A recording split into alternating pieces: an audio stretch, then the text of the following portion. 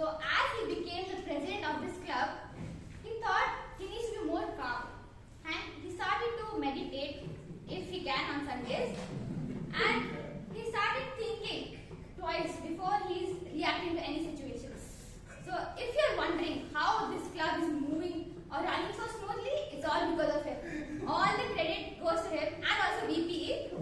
And so give a huge round of applause to the president of the Bangalore Toastmasters Club, Toastmaster George Paul.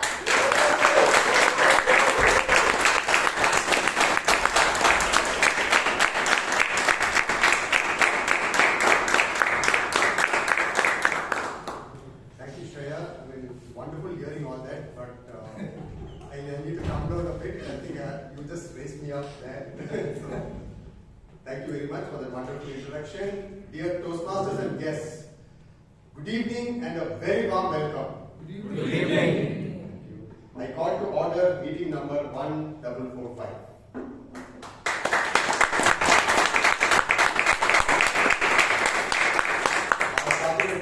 Toastmaster Prakash had uploaded the minutes on our website, and I would now request him to share some highlights of the meeting.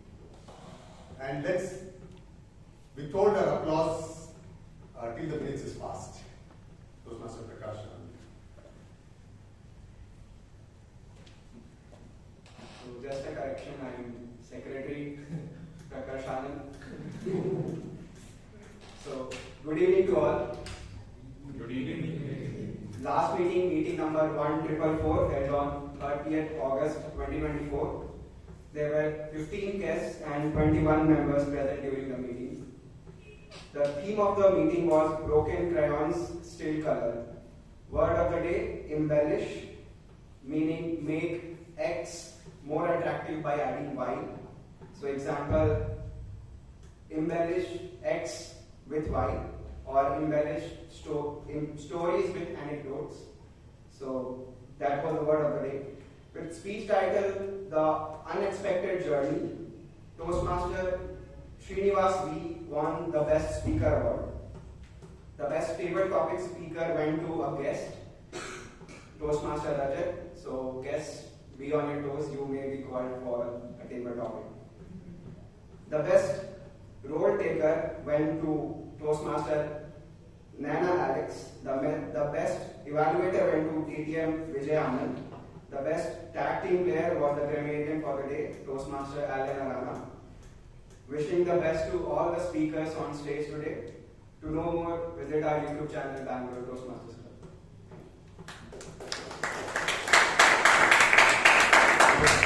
Members, are there any amendments or changes to be made to the minutes? Okay. Thank you, Secretary Toastmaster Prakash Anand. The minutes of meeting number 1444 stand fast.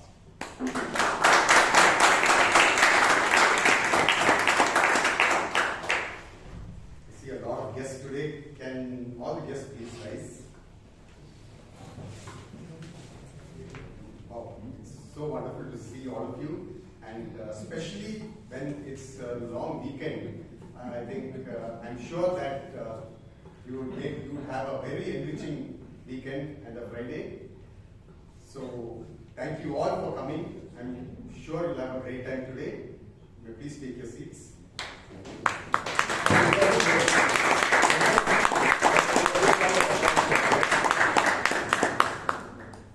Committee members, can you please rise? Dear guests, these are our committee members, and you can reach out to any one of us to clarify any doubts you have about the Toastmasters program. And our VP membership, Bryan, who's there, would give you a special introductions on Toastmasters soon after this meeting at 8:30. Thank you.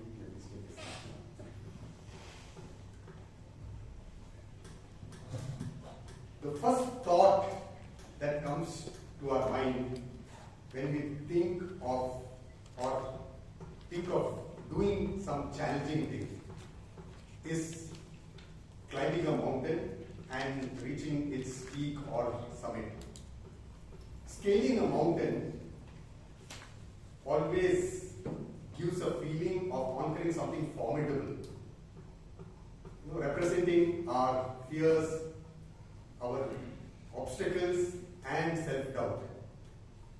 And reaching the summit is actually very self-fulfilling because it represents reaching our destination, accomplishing our goals, as well as fulfilling our dreams. Sir Edmund Hillary, the first person who scaled Mount Everest, aptly put it, it is not the mountain we conquer, but ourselves. And it is actually not very easy. Billions of people have walked on this planet, but just a little under 6,700 people have summited Mount Everest. And some of them have gone beyond this and done something more challenging and more grueling. They took on the challenge of the 7 summits, that is, climbing the highest peak in each of the continents. And only about less than 400 have done that. Without doubt, the story of each one of them would definitely be amazing. But the most compelling story I found was that of one Eric Weihenmayer. He was, apart from the mountain climbing feats that he did, he had cycled the length of Vietnam. He had run marathons, paragliding, skydiving, even solo kayaking on the Colorado River, 200 miles and more through the Grand Canyon. And what I found most impressive about him was that he believed it is not to do anything about himself, but he had to elevate the people around him. And he says, summits are important milestones, but the ultimate value is when you understand and use the gifts of your struggle to help your community and be a leader who serves. And to facilitate this, he started an organization called No Barriers, inspiring people to live with a purpose, pushing away fears, and living oneself the way one wants to. He believed that obstacles can either stop us on our tracks, or we may find a way to harness them and propel ourselves to greater or newer places that otherwise we would not do. Well, what makes this story of Eric Weihenmayer more astounding, extraordinary, and compelling is that he is blind. The one who has climbed the 7 summits and including the Mount Everest. Dear guests, we are here today to conquer this mountain in our life, the fear of public speaking. And let me assure you that Toastmasters is the right platform to do that. Because it not only helps you become a better speaker, it helps you become a better listener and a better thinker. Now, to lead us on through this meeting, we have amongst us a person who has a fear of a different kind. He is an adventurous person and he fears not trying different things. He has set his eyes and his sights on becoming an army officer. He has cleared his combined defense services exam and has been recommended for services by the Coast Guard selection board. He believes that as an army officer, the kind of challenges that he has to face while in training and in services will bring out the best in him and change his life forever. He was a part of my subcommittee in the last term, and he's a part of the committee in this term. I can vouch for his commitment to duty. Please join me in welcoming the Toastmaster of the day, a brave heart, the sincere, loyal, and committed Toastmaster, Shivangi.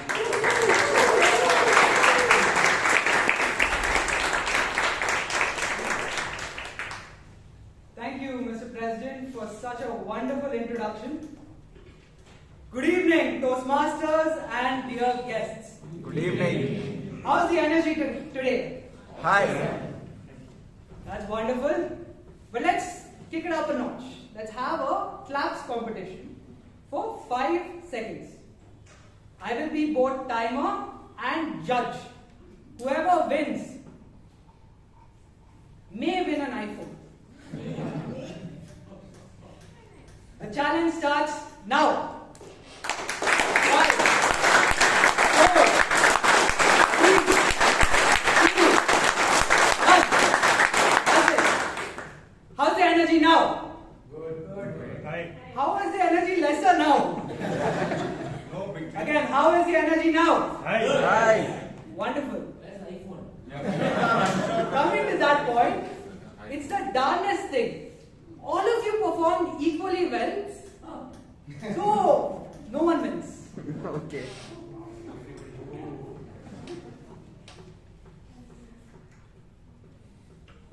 There is a gade in Kannada, a proverb that says, Kosha odi nodu, Desha sutti nodu, which means do both, read as well as travel. And the reason why they say this is because if you keep reading, you will stockpile knowledge. You will have a knowledge equal to a library. But unless you travel, you will not be challenged. You will not face any difficulties. And until you face those difficulties, you won't know how to apply your knowledge. The theme of the day, if it doesn't challenge you, it changes you. It's something that a man truly believed. And it's not just Sheeb. This is a man in California. In 1924, Santa Ana, California, he set out to help people to better themselves in their journey of public speaking. What started as a very small movement is now an international phenomenon, and it's called Toastmasters. Welcome, dear guests. Many of you, it is your first meeting. So let me give you the general lineup for a Toastmasters meeting. Like a trip, there is the planning phase, where members prepare a speech in advance, come here and present it. Then there is the improvisation phase. You know, if you are the dedicated and designated trip planner, the things will go wrong. So here, a table topic master will give you topics on the spot and you will need to speak on it. Finally, we have the review phase. This is when you are done with your trip and on your way back, you sit with your friends and you start nitpicking. Like, you did this wrong, you did this wrong, I'll plan next time, but you know that you will be the one planning. In this phase, members who have given the prepared speeches will receive individual evaluations, and the entire meeting will be evaluated by the general evaluator, who I will be introducing at the end of the meeting, or rather when it's finished. Today we have a very special session called the education session, and it will be by, almost got me, I will keep you guys at the edge of your seat for a while longer and introduce him a little later. So let's go on to the first section, which is, dear audience, Prepared speeches. the planning phase, the prepared speeches.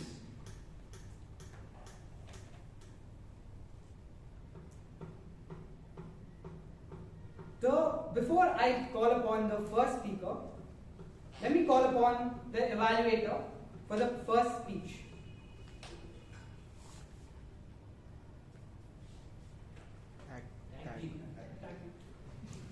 Apologies, I made a small mistake. Before I call upon the prepared speeches, let me call upon the tag team. They will do a better job and not forget their roles like me. So as timer, we have someone who believes that the best way to overcome a challenge is to be confident. And she believes that the greatest challenge that humans face today is the loss of nature. So, help me, dear audience, in welcoming our timer for the day, Toastmaster Himani Pandey.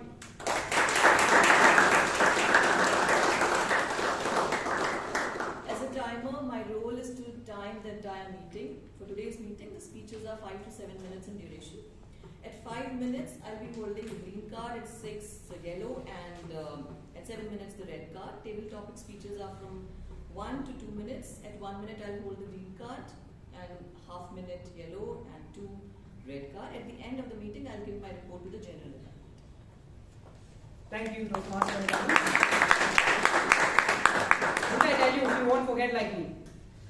Next, we have the R counter, who says that the most difficult hobby, the most challenging hobby that he picked up is both coding and playing chess. Maybe we have a future grandmaster amongst us. And he believes that the greatest threat to us, the greatest challenge to us as a species is the overuse of artificial intelligence. So dear audience, help me in welcoming Toastmaster Akash Arka as our counter.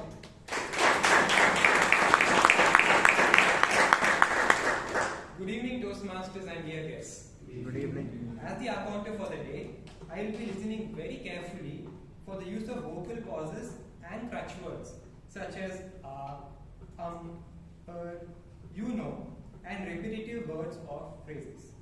I will keep track of everyone and report at the end of the meeting on who best controlled their use of filler words. This evaluation starts at the beginning of the meeting and ends at the adjournment.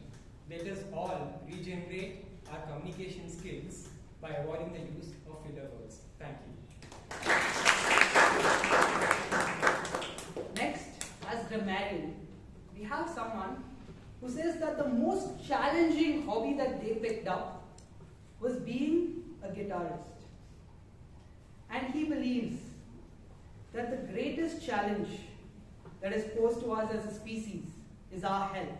And I tend to agree with diabetes on the rise, obesity on the rise, and everything on the rise. Now, dear audience, help me in welcoming Toastmaster Varun as the grammarian of the day. Good evening, everyone.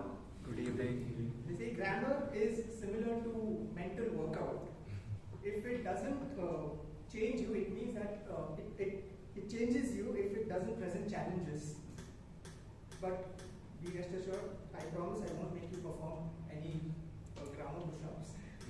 So, as a grammarian, my role is to observe good and not so good usages of English language. I am also responsible to introduce the word of the day, which is regenerate, meaning to revive. So I'll just cite a few examples as well. The lizard is able to regenerate its tail. The tissue cells can regenerate themselves. So let us try and maintain proper form of our words, and who knows who we might be able to bench press some punctuations one day. Back to you. Thank you, Toastmaster Varun. Special thanks, Toastmaster Varun, for not making me do exercise here. That regenerates my confidence. Now, let's move on to the prepared section, prepared speeches section. before I call upon the first speaker, let me call upon the first evaluator, who says that the best way to deal with a challenge is to ignore them. And I tend to agree with him. And he believes that the biggest challenge that we face as a species is the lack of humor among us. So I will not I will try my best to humor you so that he doesn't feel bad. Now, this person is Toastmaster Vijay. Thanks, sir. This speech is all about effective body language. The purpose of this project is for the member to deliver a speech with awareness of intentional as well as unintentional body language, as well as to learn, practice and refine how they use non-verbal communication while delivering a speech. Timer, please note, it's as usual 5 to 7 minutes. Back to you.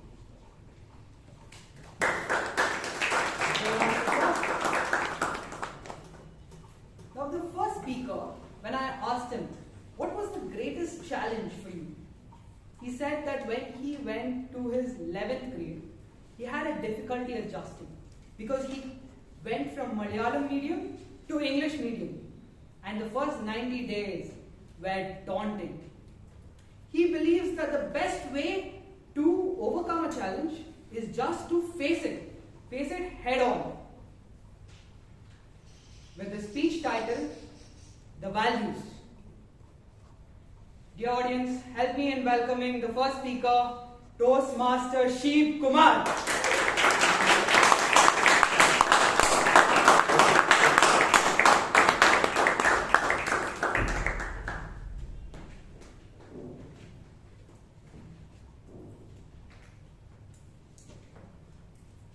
What are the values you live by? And what are the values you will live by? It's a question always worth pondering. Mr. Toastmaster, ladies and gentlemen, happy Ganesh Chaturthi. When I was a boy back in Kerala, March 31st was the day every kid woke up with hope in his head, music in their stride, and happiness in the heart. Yes, it's end of the education vacation time. And that's the occasion I moved to my grandma's house to live the next 60 days. Freedom, said my parents.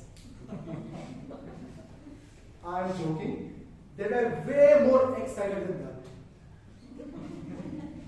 My grandma's house was a 2-story old Indian building with 8 bedrooms, while I shared the bedroom with my grandma, my uncle, and my cousins slept in the adjacent room.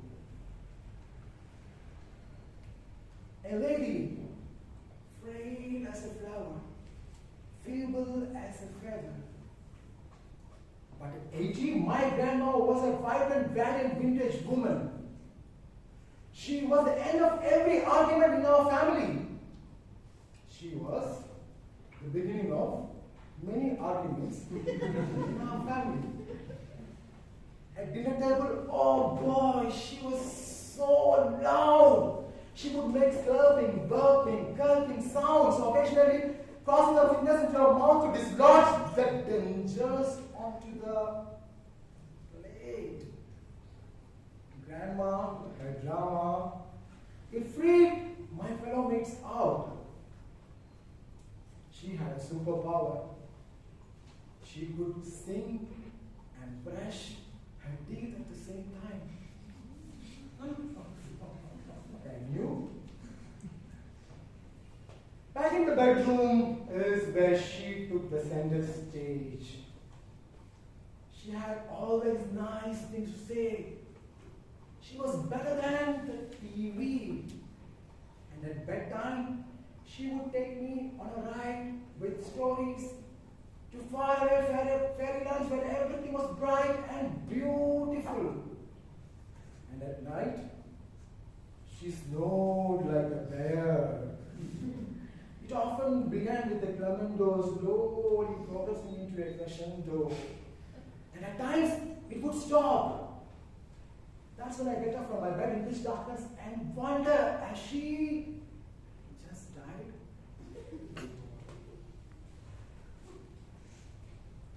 She is not dead yet. Like an engine that's been recranked, she would sputter, mutter, say something in gibberish, and hit someone again. Now you know why my cousins are sleeping in the other room. One day, Grandma called me, Sheeb, come here.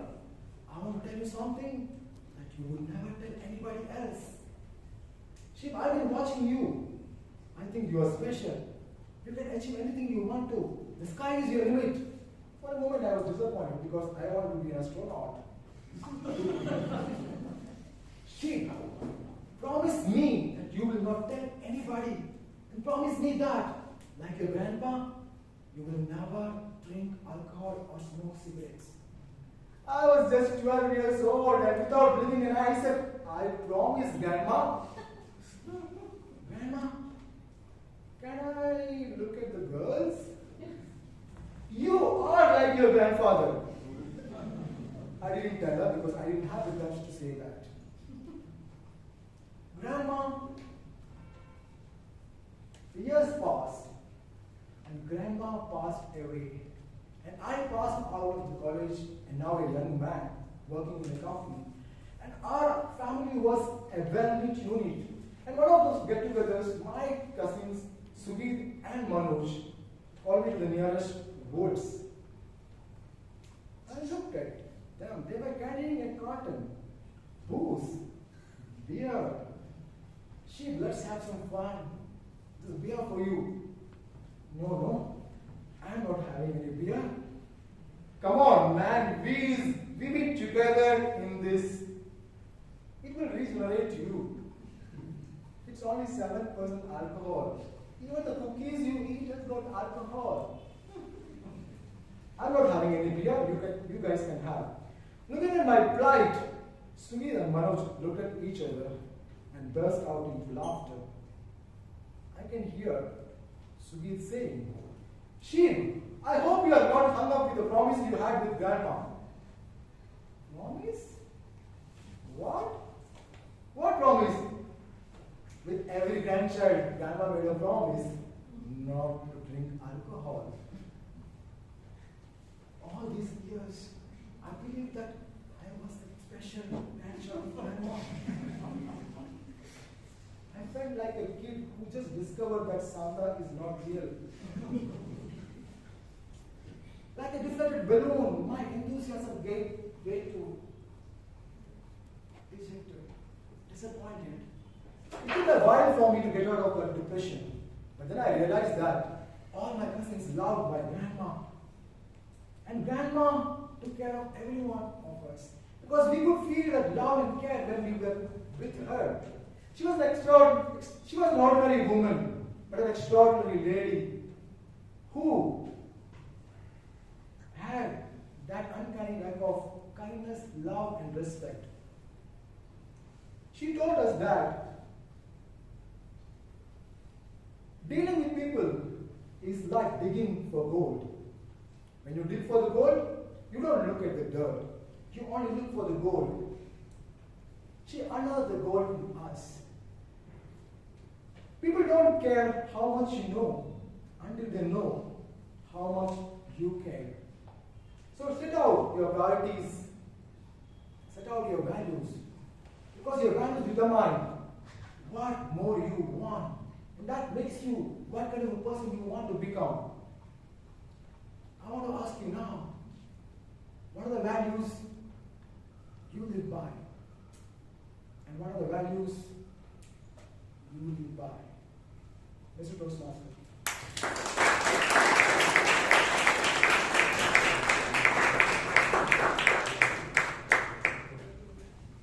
Thank you, Sheeb, for such a wonderful speech. I believe that the premise of your speech was based on values, But the only thing I understood is, next time I have a party, I know who to call. Now before we move on to the next speaker, let's call upon the second evaluator. Now this is a person, when I asked him, what is the greatest challenge that you faced? He said, Vishal, the greatest challenge I faced was overcoming my association with alcohol and smoking. When I asked him, what was the most difficult challenge you picked up? It was as if I was staring into a mirror, because he said reading, and I agree that it is the most difficult hobby to pick up. Without further ado, audience, please help me in welcoming the second evaluator for today, Distinguished Toastmaster Lalit Dhanush.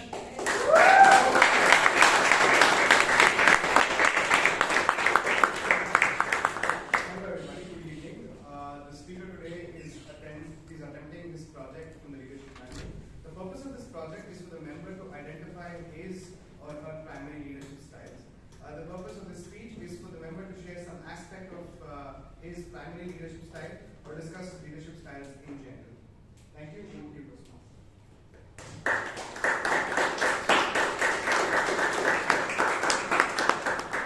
Thank you, Distinguished Toastmaster Lalit Dhanush. Now the second speaker, when I asked him,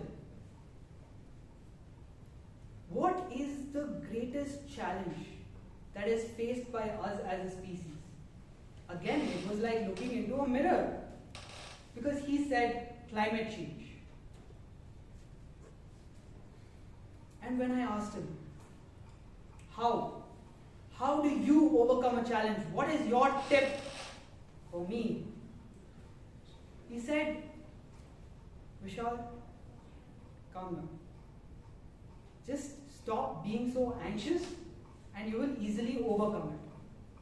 So dear audience, please help me in welcoming the second speaker for today, Toastmaster Srinivas Vungarala.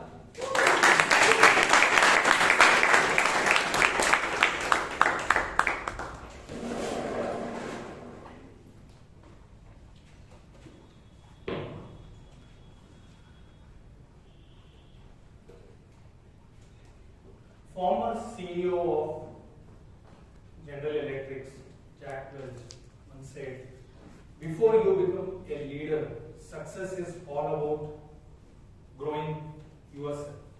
After you become a leader, success is all about growing others. Good evening, fellow Toastmasters and my dear guests. Good evening. Good evening. Today I am here to share one of the very close topic to my heart, which is leadership. According to me, leadership is like a parenting. Just because you are capable to have children doesn't mean that you should become a parent. And similarly, just because you aspire to become a leader by a motivational talk in a YouTube, you need not become a leader.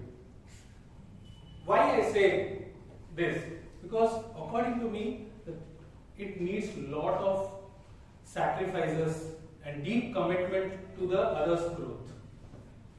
Like parenting, when you bring up children, as a mother or a father, you need to have a personal dedication for them to their upbringing, isn't it?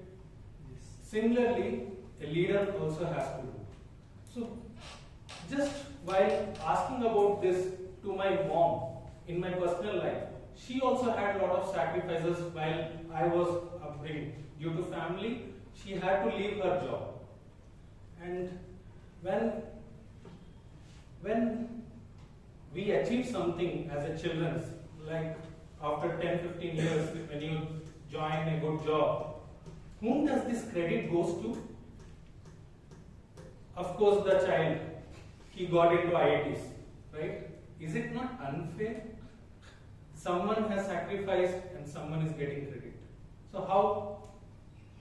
So on my introspection, I casually asked my mom, how do you feel me being reach to this position and none of you relatives give credit to you. And she told, your success makes me more happier because that's how I've been thinking about. The glow in her eyes made all the difference. So, my friends, overall in Toastmasters, we have 8 levels of leadership styles. To begin with, first is affiliative, the second is democratic, third is authoritative, fourth altruistic, fifth is coaching, sixth is pace setting. Next comes innovative style or bureaucratic. Among all this leadership style, based on my assessment, what I came to know is the 2 styles which predominantly is with me is affiliative and the coaching style. So to begin with, I will share you the affiliative story. From last 6 months in office, my team as well as myself are working on a very critical security product deliverable. And we have a tough deadlines. Because of that, we are working on weekends and slogging hours. One of the major challenge which team was facing was they were stressful and there was productivity issues because of too much stress on us to deliver something, and we were put into a lot of challenges. Having understood this problem, this is where I brought my affiliative leadership style, where first I understood the need of the hour is to improve the work environment rather than what higher leadership is talking about, the deliverables. Because until we don't fix this problem, we can't do it.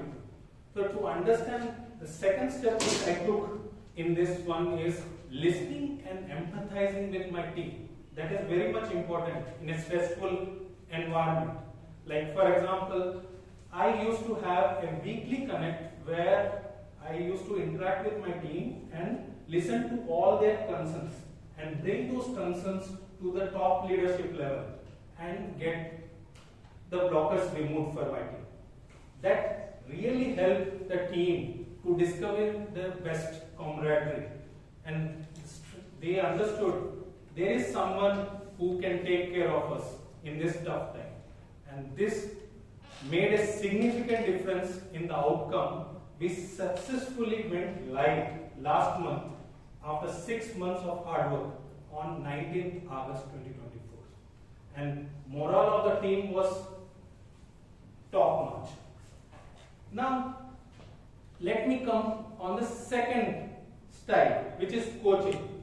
As most of the Toastmasters who are here would know that I am from a cyber security division where lack of talent is always in place. So major challenge is getting the resources from outside. So I came up with one initiative called Lead Initiative program, where a junior most talented person would be selected and I would mentor them over a period of a year or so, and then ask him to take those lead steps. With this, we have been working with this initiative from 1.5 years. At this moment, my juniors are able to lead the team, and the existing leads are working on another initiatives in the other division of the bank. Now, what are the 2 things which I have solved? One, I have reduced the attrition in the team by 80% by involving with them. Second, I have provided the career growth for all of them. Instead of searching outside, they have the thing within inside. Now, coming to this, you may have different styles of leadership. One size doesn't fit all. Like in parenting, your younger son may have a different style of communication and you may have to speak to them differently. Second child would be totally different. So one size doesn't fit all. So now, having said that, what I would say is use all this type of leadership based on situation and demands. Be like the Dhoni. Give the credit to team when they win. When they lose, you take the blame. With this, I would like to hand over to team 1.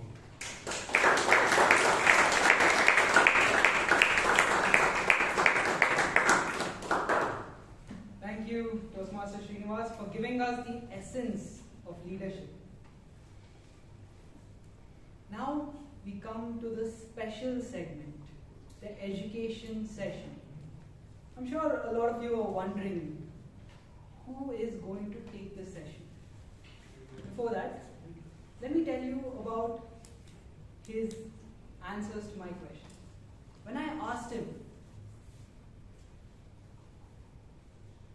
what is the greatest challenge we face as a species? He ended up describing me. He said, everyone is greedy to be somebody, and they are too afraid of being a nobody.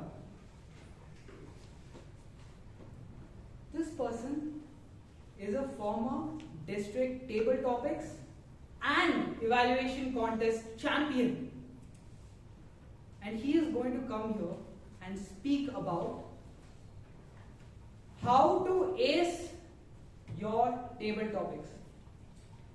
Please take notes because table topics is next. You all know who I'm talking about? Distinguished Toastmaster, Dr. Rajdeep Manwani. Round of applause.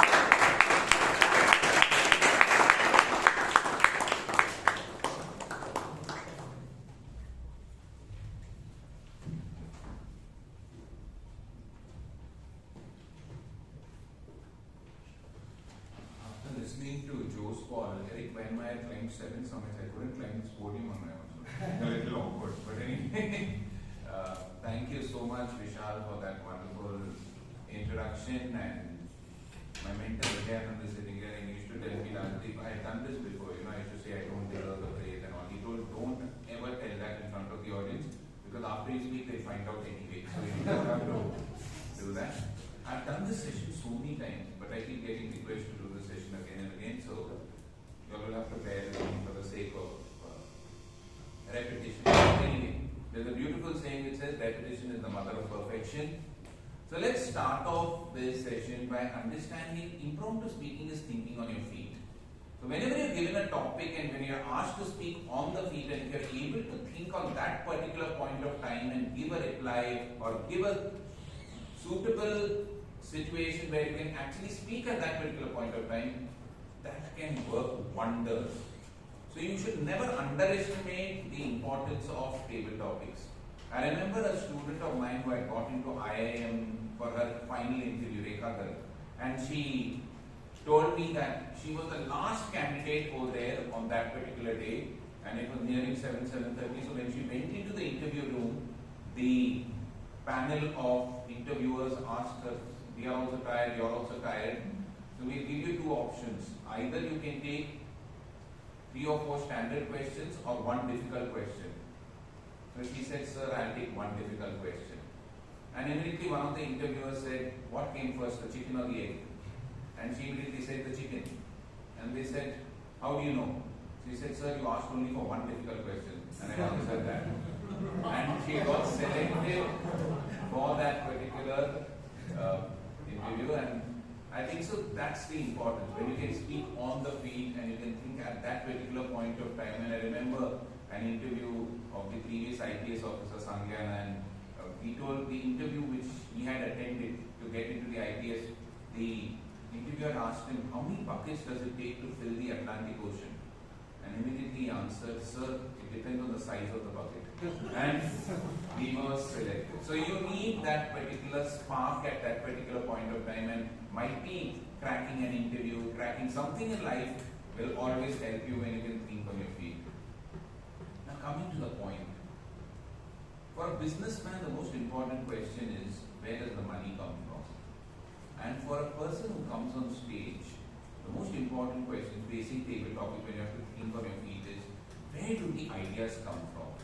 So where do I get the ideas for giving my table topics? So I'm going to give you 2 sources from where to get the ideas for your table topics. So I've called them the open mind and the open book. So we'll start off first with the open book. There's a beautiful saying which goes that a good reader in private is a great speaker in public. And it's very, very true, right? I remember of an incident when I was in Devlali in Nasik, and my grandfather had his house in the cantonment area, and there used to be all these army jawans who used to parade over there, and they used to come and knock and ask for water. And my grandfather put a flask of water outside, but a few of them drank the water, again they rang the bell. So my grandfather said, we'll do something better, and he put an earthen pot, he put a matka. But even after putting the matka, the knocking continued. So what he did is, he called me and he said, let's go to the market. And we went to the market and we bought a huge canister. We put the canister, the knocking stopped. I gave you this incident because if you have just a flask full of knowledge, that's what you'll be able to speak on stage. If you have an earthen pot of knowledge, that's what you'll be able to speak. But if you have a canister, you've read so many articles, you have so many things stored in your head, you can speak as much as you can. So the most important thing is, can you cultivate that habit of reading some interesting articles, something new every day? And if you can do that, I remember Leo Buscaglia, one of the most famous speakers in the world. He had started the University of Love, and he used to speak to packed audiences, and everybody used to ask him, how do you speak so well? He used to say, when I was young, when I used to sit for dinner with my sister, my father used to say, Leo, what did you learn today?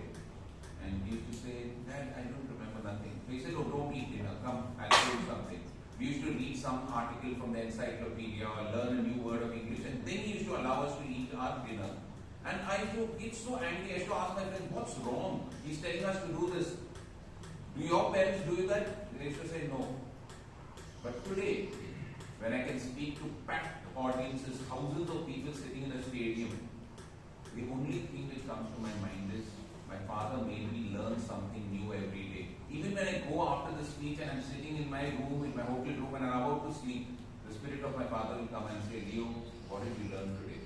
And I'll actually read something before I go to sleep. So, can you read something and be a better listener that way? In fact, so many of my table topics haven't been won just by what are my personal experiences, but by incidents which I had read somewhere or the other. Let me give an example. I got a topic several years back, anger is one letter away from danger. And I remember I read an incident somewhere where there was this lady, she had gone to a mall, and there was this small girl with her around 5 years old who was very, very upset. And she saw a teddy bear and she said, Mommy, I want that teddy bear, Mommy, I want that teddy bear. And this lady was shocked. He said, I bought you 3 teddy bears in the last 1 month. She said, no, Mommy, I want this teddy bear. She kept pointing at that mall showcase. And this 5-year-old girl sat down on the ground and she started bawling, I want that teddy bear. And this lady just stood in front of her and said, relax, Sunita, relax. Relax, Sunita, relax. There was a man who was passing by. He said, amazing. If I had a daughter like yours, I would have slapped her and taken her home. But you're such an amazing mother. You're so calm and quiet. Your daughter, Sunita, is so lucky to have a mother like you. She looked at the man and she said, who said my daughter's name is Sunita? My name is Sunita. I'm telling myself to relax. And I continued my topic and I said, yeah, the first way in which you can overcome anger is by actually telling yourself to relax rather than the other way. So the first source is the open book. Read something every day. The second source is an open mind. Your life is a bouquet of experiences. You have so many experiences which take place in your life every day. And if you are able to collect those experiences and take those experiences, because your experiences are unique to you, there are nobody else who shared those experiences. If you can take those experiences and tell it in front of the audience, that will be such a great way of connecting with the audience. There was a topic which was given to me which was child is the father of man sometime back, I think, many years back. And I was reminded of an incident which happened with my son. My son had come up to me once and he had told me, Dad, he was around 5 years old at that time, and he had told me 5 or 6 years old, and he said, well, Dad, you know what? I got 10 on 10 in my spelling test. I said, fantastic. excellent. But he wasn't very happy. So I told Pratyush, why are you not happy? You got 10 on 10. He said, no dad, the paper was very easy. I said, even if it's easy, you got 10 on 10, you should feel happy. He said, no dad, everybody in the class got 10 on 10. I said, that's okay if everybody in the class got 10 on 10, but you should be happy you got 10 on 10. He said, dad, the paper was so easy, even a donkey would have got 10 on 10. I said, that's okay. Then he looked at me after some time and he said, dad, even you would have got 10 on 10. Child is the father of man. You never know what mirror they're showing you, correct or no? On what they're telling you at that particular point of time. But you can take your own personal experiences. And I tell one great way of documenting your experiences is by maintaining a journal or a diary every day. Might be not at the end of the day if you're very tired. Might be the next day morning. Go through your entire day and reflect on what has happened on your previous day. And not only reflect, take up some key incidents. What has happened? Might be I attended a Toastmaster session and I heard a session. Very good. Or might be the way in which I reacted when somebody spoke something. Not only go through your experiences of a previous day, but also in brackets mark out something for which you're proud of and mark something for which you are not very proud of. So for example, let's say you screamed at your friend because she called you 2 or 3 times continuously. So you say, I got angry and say, okay, I'm not proud of this, I have to improve on this. Now what will happen is, and suppose, oh, there was a neighbor who wanted some help and I helped that neighbor. I'm proud of that. Now if you do that over a period of time, if you document your experiences over a period of time, 2 beautiful things happen. The first thing which happens is that you have an excellent data of experiences which you can go through, and might be some experiences will stand out. The second thing, because you're talking about what you're proud of and what you're not proud of, you actually become aware of what good things you're doing and what bad things. So next time when your friend calls you 2 or 3 times and are about to scream at her, you'll say, no, I shouldn't scream at her because I just wrote about that yesterday. And that same evening you'll write, today I controlled my temper. With this, it becomes a great self-improvement tool over a period of time and you become better and better. And also, the craving for approval from others comes down. You're not all the time looking at somebody to give you a pat on the back or somebody criticizes you, you feel very low because you are your own judge. And if you are your own judge, you can always be free from the opinion of others, which is a great place to be. So remember, the first 2 sources are an open book and an open mind. Now let's go to 2 strategies. Now with these 2 things in mind, now you've got the sources. Now I'm going to talk a little bit of science. Now you might have the best experiences, you might have the best anecdotes which you've read, but if you come on stage, you freeze, then what's the point? You came on stage and somebody gave you a topic, and then after when you came down, oh, I remember I should have spoken this. It happens most of the time. So what you do is understand this. There are 2 parts of our brain, the left brain and the right brain. The left brain is the one which is the logical brain, which actually translates our emotions and thoughts into words. The right brain is the creative brain, which stores all the anecdotes, experiences, what you have read. Now there are no neural connections between the left side and right side. Everything is stored in your right brain. But since it's not getting transmitted at that particular point of time because of lack of neural networks, you will freeze on stage, you will never be able to speak properly. So how do you develop these neural connections between the right side of your brain and the left side of your brain? So let's look at these 2 strategies. The first strategy is a strategy which has been spoken of by several researchers across the world. John Kabat-Zinn, Ryan Holiday, all these are very, very famous researchers in the University of Michigan. Ryan Holiday has written a book, Stillness with the Deep. The first strategy is sit in silence for some time or the other every day, at least 10-15 minutes every day. Why? Because you're overloaded by sensory emotion.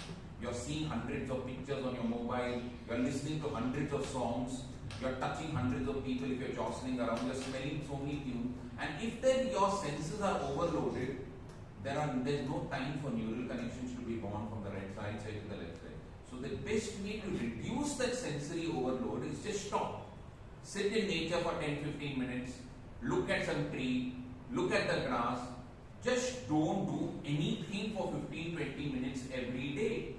Albert Einstein used to call this time deep time. He used to say, when I do work, it's surface time. But when I sit in silence and the idea of the theory of relativity came, it is because of the deep time, because I sat in silence. And all great creative individuals, A.R. Rahman gets his best songs when he sits in silence. Isaac Newton came out with the best theories of calculus, differentiation, integration when he was sitting in the house because of the plague. Right? So all great individuals, when they sit in silence, it develops the neural connection. You can't see that happening. You can see a person going to a gym and build up his muscles, but you can't see the muscles being developed within. But sit in silence every time for 15 to 20 minutes. It's a long-term situation. You'll sit for 6 months, 7 months, 8 months. You'll thank me for this, because next time when you come on stage, you'll be much more spontaneous than you were 7 or 8 months before. So the first strategy is silence. The second strategy is a Sanskrit word which I want to give, which is called sadhana. Sadhana is basically deliberate, diligent effort. So when you put in deliberate, diligent effort, you will always develop the connection from the right side to the left side. So for example, somebody is coming on stage. Give yourself more time to come on stage. Speak again and again. The more and more you put effort on coming on stage, the more and more there will be connections between the left side and the right side. You have to practice. Practice, practice, practice. The more you practice, that's why when you're sitting on the audience, there are 20 topics going on. You can be a speaker for all 20 topics if you think in your mind what I am going to speak at that particular point of time. So you will have 20 topics. Give yourself more time to practice. That's why there was this very beautiful book called The Power of Full Engagement, which was written by two very famous authors, Tony Schwartz and John Lower. What they said was, they surveyed some of the greatest chess players in the world.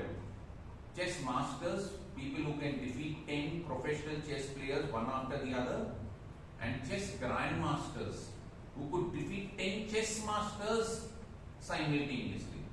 And they found out the IQ level of the chess masters and the chess grandmasters.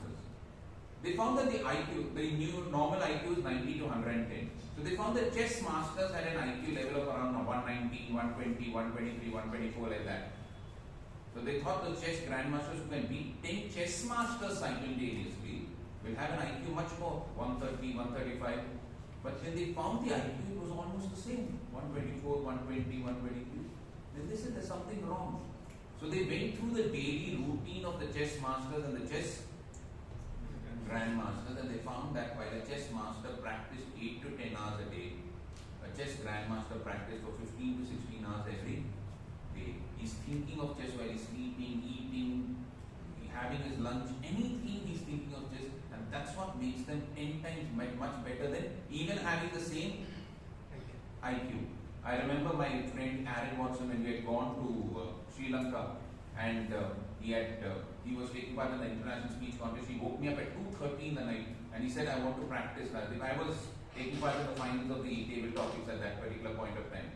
And I said, Aaron, you're crazy, it's 2:30 in the night. He said, no, everybody's finished practicing, let us practice now.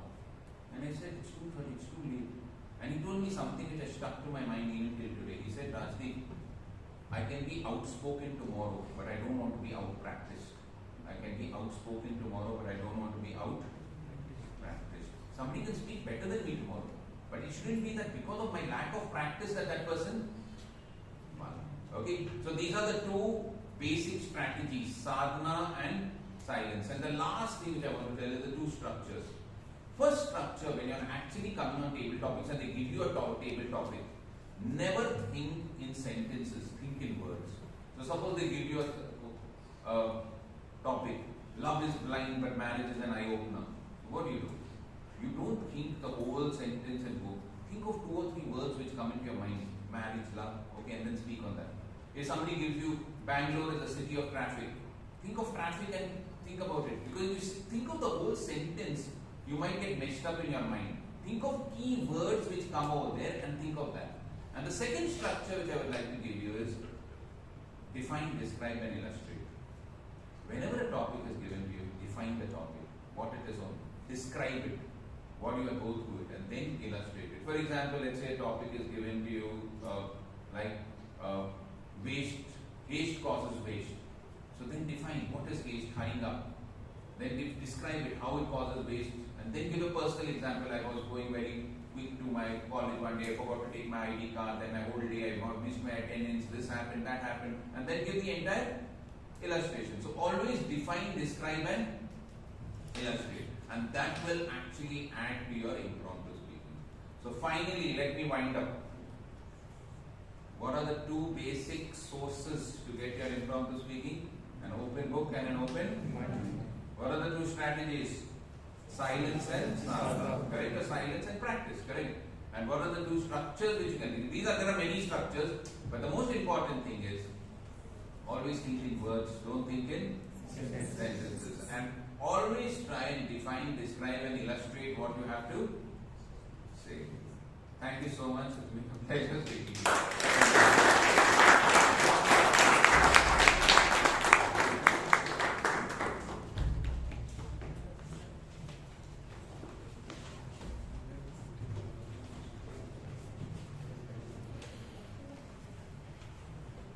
Thank you, Dr. Rajdeep, sir. Everyone, another huge round of applause for such a wonderful education session.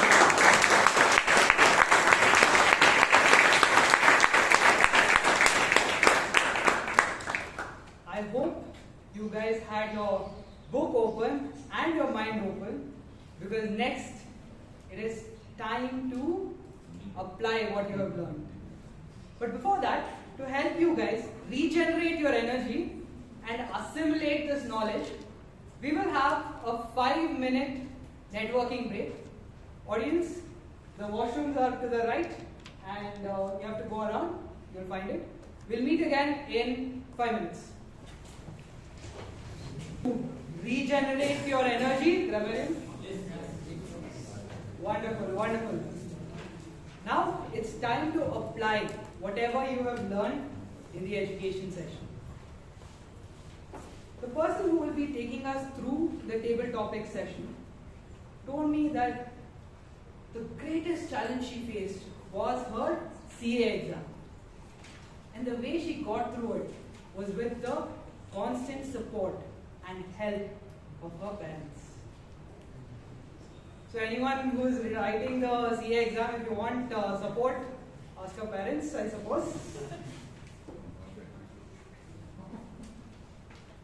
She believes that the greatest challenge that we face as a species is again, like our Toastmaster Akash Arka, the disruptive evolution of artificial intelligence. I am excited to see what kind of topics she brings on stage, and I am lucky that I don't have to speak on them. So I am throwing this burden on you, dear audience, and join me in welcoming the table topic master of the day, Toastmaster Shivangi Bhatt.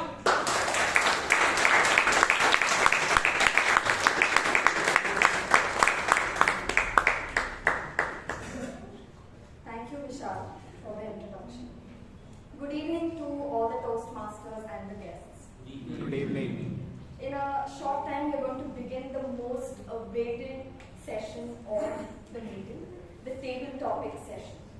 Before I begin, let me tell you all and the timer of the day that your time limit for the speech will be 1.5 minutes. At 1 minute, Himani will display the green card, and at 1.5 minutes, she'll display the red card. Now, today's table topic session is especially special because we just had an amazing educational session on it by BTM Rajdeep sir.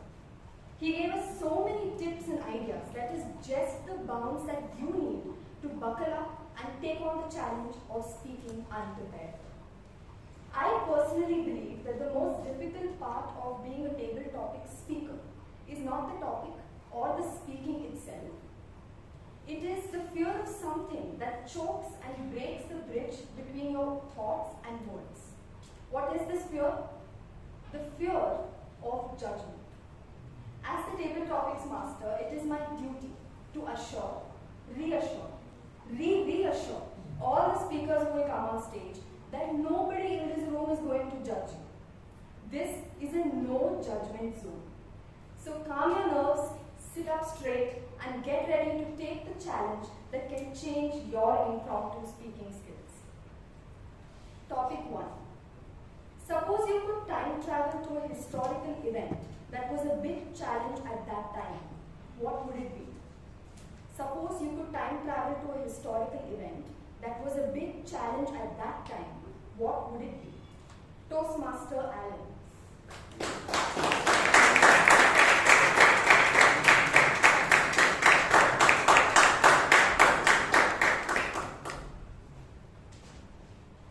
Suppose I could time travel to a historic event.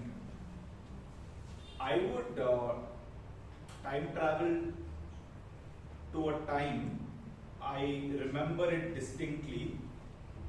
I was in 2nd standard and it was a historical event for me. We were asked to perform on stage, and of the class, we had a small class, we had to perform on stage, and so during that time, all the parents were called, and as I was performing, I looked at the entrance, and along with all the other parents, I saw my mom there. And I was so happy because my mom was there and she actually worked in a bank. So she came and I looked at her. But then after the performance got over, she disappeared and I was so disappointed. I was like, where did she go? And all this while I used to think, man, my mom, she just left. Years later, I found out that she had skipped her lunch, come just to witness me perform, and then go back all the way to the bank. So I would want to time travel to that time so that on that day I say sorry to her.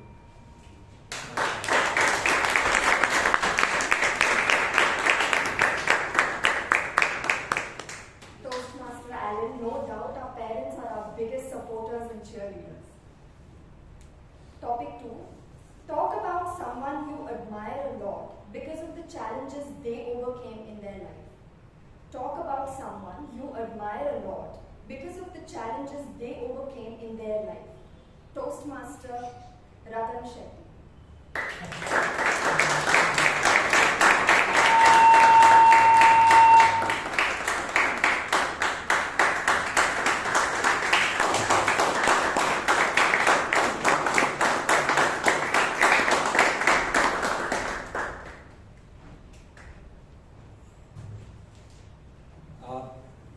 When you talk about someone whom you really admire a lot, I think it's deja vu. A lot of people have mentioned about their parents and how they admire them. For me, unfortunately or fortunately, it's going to be the same. So I admire my dad a lot because it's very easy for us to take things for granted as we are growing up. And at one point in time, there is this juncture where you become a parent.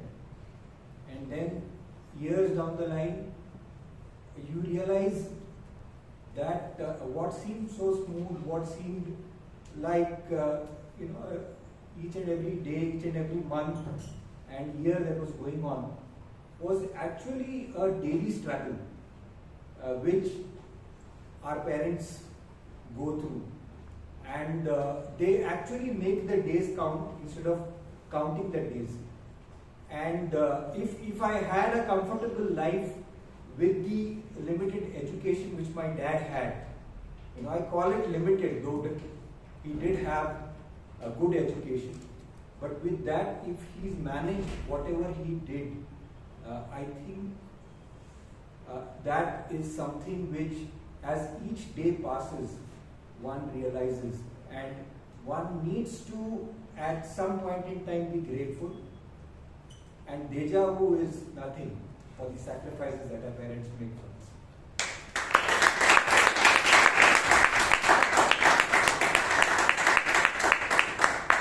Today seems to be like Parents' Day. Everybody's celebrating their parents. But I absolutely agree with you, Ratan sir. There is no parent in this world who has not made a sacrifice. Topic 3. Nostalgia is the greatest toolkit to embrace change. Agree or disagree? Nostalgia is the greatest toolkit to embrace change. Agree or disagree? DTM Vijay sir.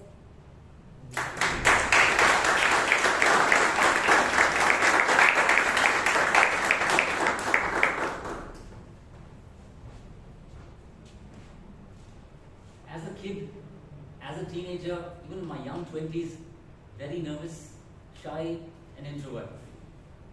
Mr. Toastmaster, fellow Toastmasters and guests. Now, when I think of those nostalgic moments, when I couldn't talk to one person, and I decided I had to overcome this. And these moments of my fear of speaking on the stage one-on-one prompted me to join a personal development course in the year 2000. And that was the turning point in my life. When the trainer asked us, what do you want to do in life? What do you want to become? I thought of psychology, and he asked us to write it down.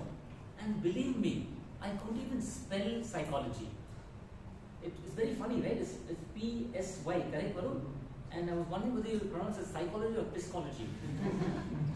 And I decided from then that I had to pull up my socks and get my act together. And from that moment of being a counselor, and I moved on to become a corporate trainer. And it was those nostalgic moments where I just couldn't talk to one person. I decided that I had to make a huge change. So friends, what I want to share with you this message is, will agree with me, all of us go through those moments, those dark moments, those moments of doubt, where we think we can't amount to anything in life. I'm sure we will not voice it out, it's a large group, but I think each one of us go through that. Use that as a stepping stone to achieve great things. Don't let it pull you down. Any nostalgic memories, you have good ones, leverage it and make it work. But such nostalgic moments are ones that pull you down. And those moments will actually kind of make you a confidence skyrocket. Remember this and aim for the stars.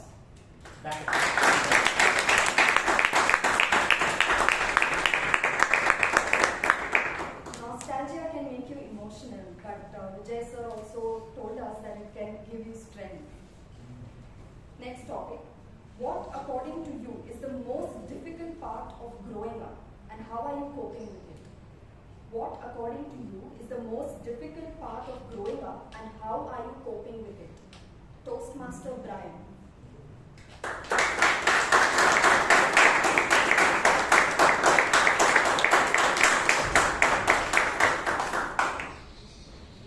What is the most difficult part about growing up, and how are you dealing with it? Any time of the day, if anyone asks me this question, it would be waking up in the morning. I think, combining nostalgia and your childhood, it has been this way ever since, where you wake up in the morning not by choice but by force. Initially, like as Sheeb mentioned in his speech, he waited for those the summer vacations. Why? It's because he can wake up whenever he wants. And immediately as that vacation ends, his parents come up to him, 8 a.m. in the morning, hey, wake up, it's time for school. That was the most difficult part about growing up. At this point, it's more of a choice. Even though it's still a force, it's more of a choice to me. Because I've taken up a course of statistics and computer science. I don't know, not knowing that the class starts at 7 a.m. instead of the regular 8 a.m. That used to take place in childhood. So I have to wake up for a class which starts at 7 a.m. I travel with public transport, so leave the house at 6 a.m. Need to finish my morning business, so wake up at least by 5:30, 5:45ish, so that I can skip my breakfast and have it at 8:30. But that was the initial part.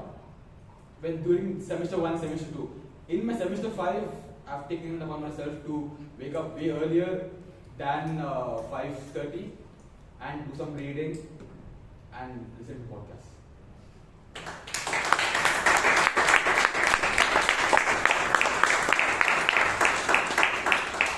Waking up early is a unanimous problem. But Bryan, you're still studying. Just wait till you have to wake up and go to work. Next topic.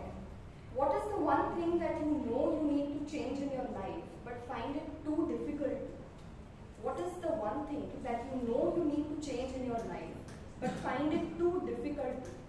Toastmaster Nisha.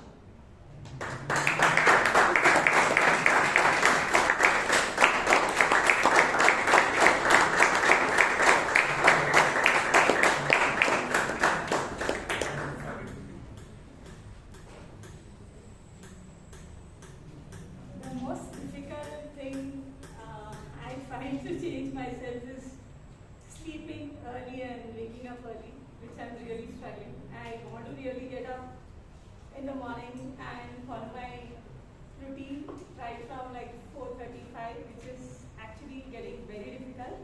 But I feel the early to bed, early to rise makes a man healthy and wise, and I really want to do that.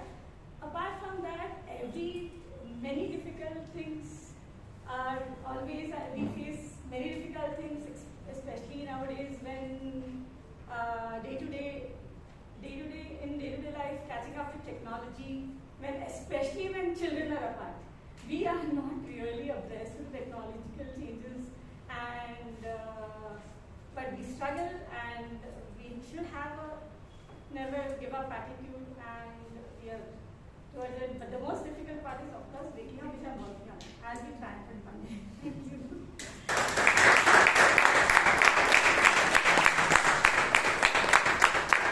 I told you, waking up early in the morning is a unanimous problem. Next topic.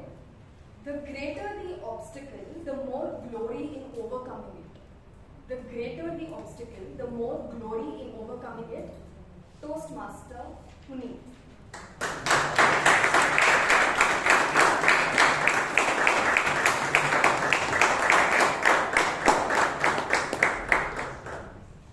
Had you asked me this 5 years ago, I would have totally agreed.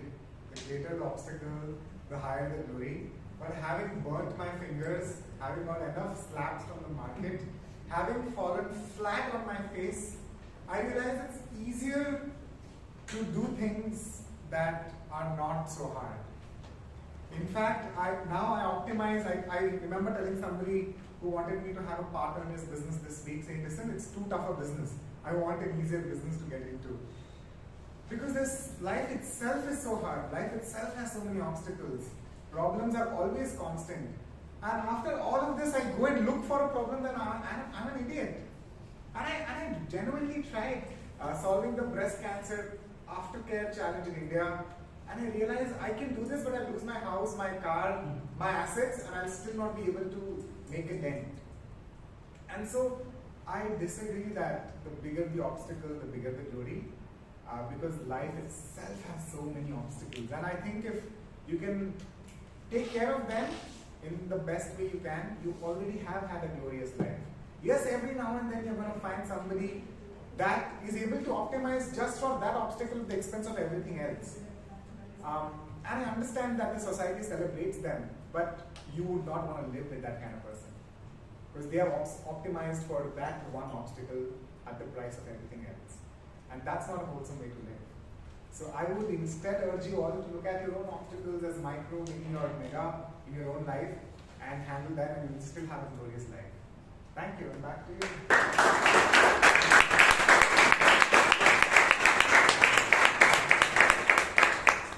Puneeth, it's absolutely charming how you disagreed with the quote.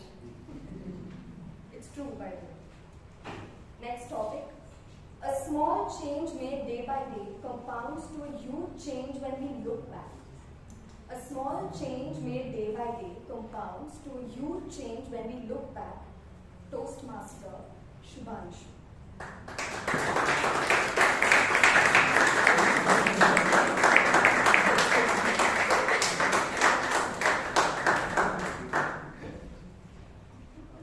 Good evening, everyone. Thank you for the topic. So, no, I was confused because it's a PM, so now I'm not a PM, so I thought it's someone else with my name. Yes, I agree with the quote, and I think I've read a book called Atomic Habits, and I recommend if someone wants to change a habit or form a habit. It's a very good book, and they have written a quote a formula there, like if we change a small like 0.1% for 365 days, then we can be almost like 37 times better. But here the catch is 35 days. And to continue that same habit for every day, or like to continue is, I think, the biggest challenge when we want to change our habit or do something more. Someone says like 21 days challenge is best. I have taken for a couple of things like waking up in the early, as everyone said, it's a it's problem. But I didn't pass. I still sleep till 8 or 9. So even 21 days challenge is not working for me. Maybe I need even harder challenges, but on that I don't want to burn myself. So I'm finding ways to change habits. But yeah, I agree. Like making small changes will someday lead me to the success and glory. Thank you.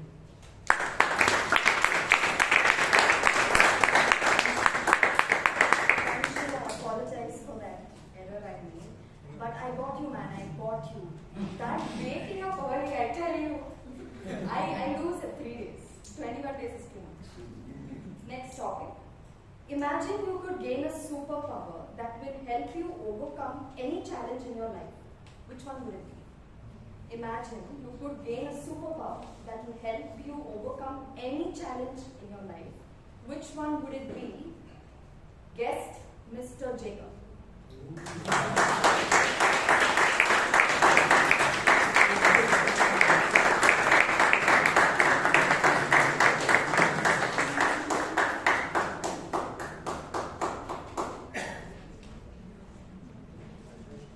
If I imagine a superpower, I would choose a superpower which would make me invisible. I would say that being invisible, when you choose to be invisible, would be the greatest power one could get.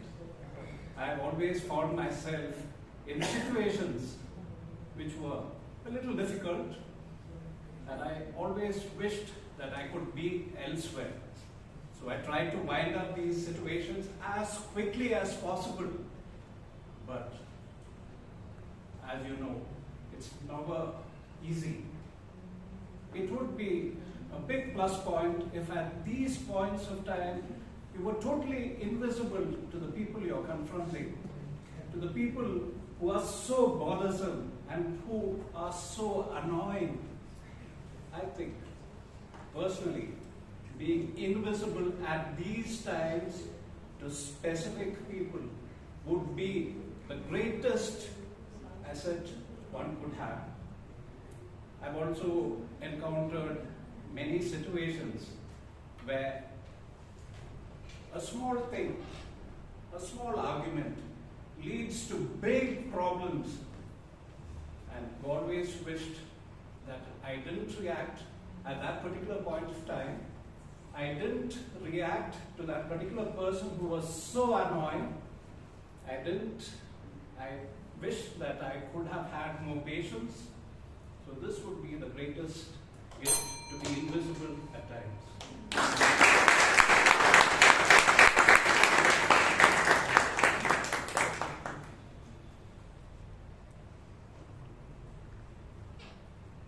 Mr. Jacob, be honest. When I called your name, did you want to become invisible? He's nodding yes. Next topic. If you had a chance to talk to the 17-year-old version of yourself, what would you tell him? If you had a chance to talk to the 17-year-old version of yourself, what would you tell him? Guess Shrikant.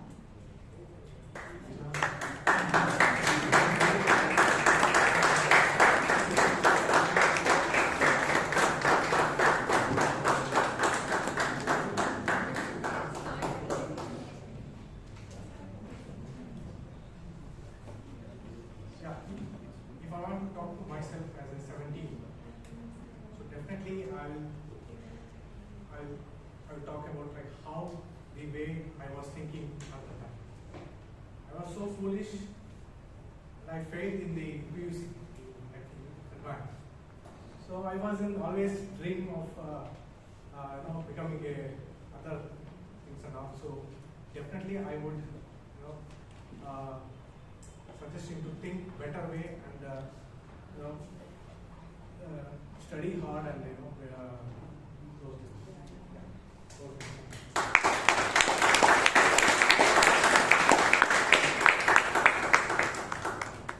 Shrikant, the child in you is very proud of you. Next topic. What is the most encouraging or supportive thing someone has done for you when you were going through a hard time? What is the most encouraging or supportive thing someone has done for you when you were going through a hard time? Guest Amulya.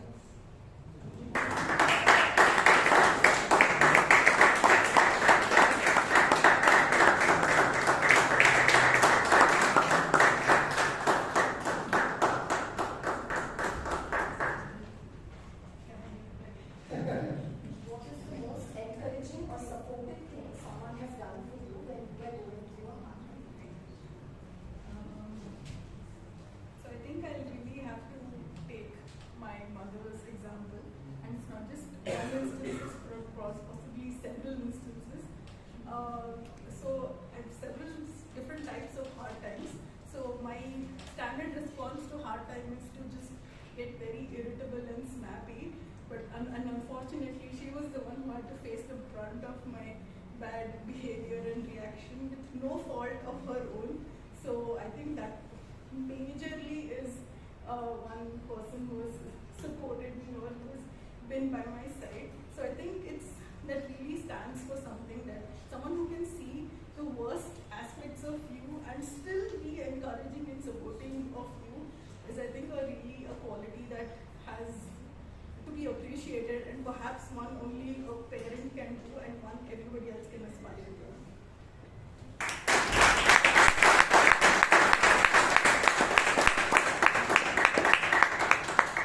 Unconditional love and support. That is the most encouraging and supportive thing someone can give you, like her parent did. The last topic. The only place success comes before work is in the dictionary. The only place success comes before work is in the dictionary. Guest Nitesh.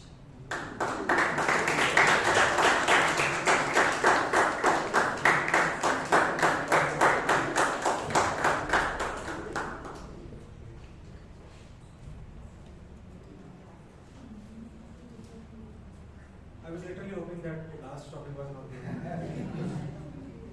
So yeah, like she said, the only place success comes before work is in dictionary. Until unless you are a superstar kid, so you will get success even for doing the work. So, but for the rest of us, we have to work hard. For a common person, success doesn't come free. We are given certain set of we are given certain things with everyone that but without work it doesn't go there. Even if, let's suppose, if I take an example of anyone, whether it's a superstar, whether it's a athlete, they have worked for a very long period of time before they got the taste of success. Mahendra Singh Dhoni was a common person, had a normal job, had a normal family. His dad didn't wanted him to pursue cricket, but somehow he kept on playing even with the work. And when he got a chance, he took it, and he kept on dedicating his time and energy towards the sports, and that's how he became one of the best cricketers of all the time. That did not happen out of the blue. It happened because of the hard work, and only after that, the success that came to him. That's it from my side.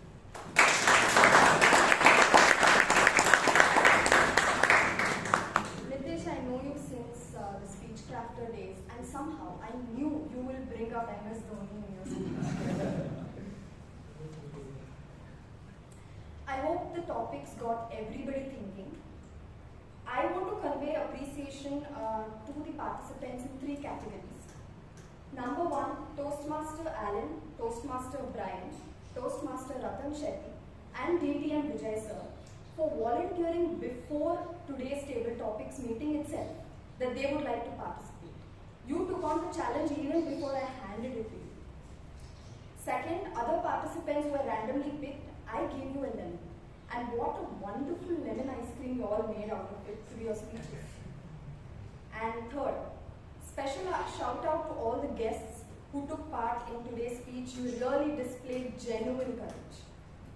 In these 20-25 minutes, 11 speakers have put into practice the theme for today. I hope the challenge has added value to your experience. Because friends, if nothing ever changed, butterflies would not exist. Thank you.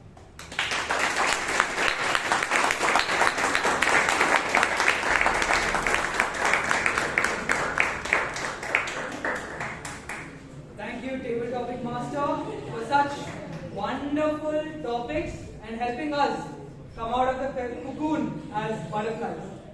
You know, most people think that being the Table Topic Master is easier than being the Table Topic Speaker. But I disagree. You guys have to speak for one topic. But she had to speak after all of you. So for a job well done, a loud round of applause to our Table Topic Master, Toastmaster Shivangi Bhatt.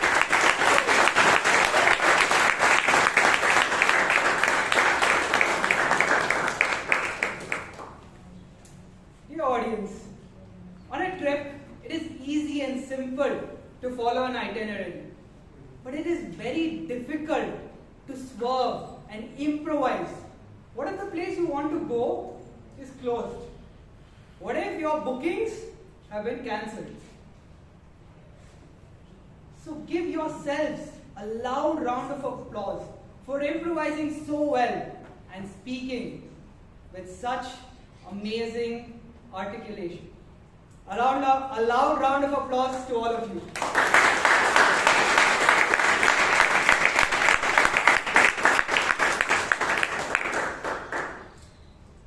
Finally, we come to the evaluation part of this meeting, where everyone will receive feedback.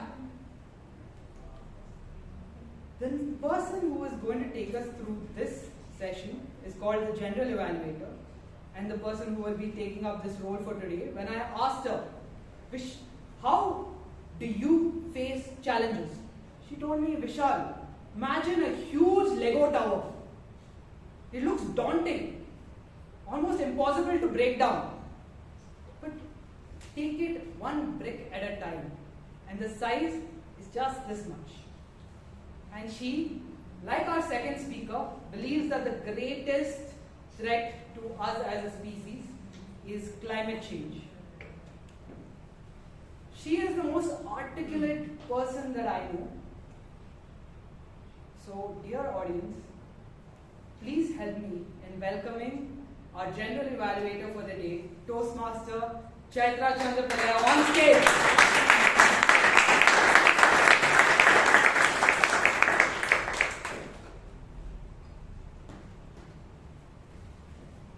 Thank you, Toastmaster Vishal.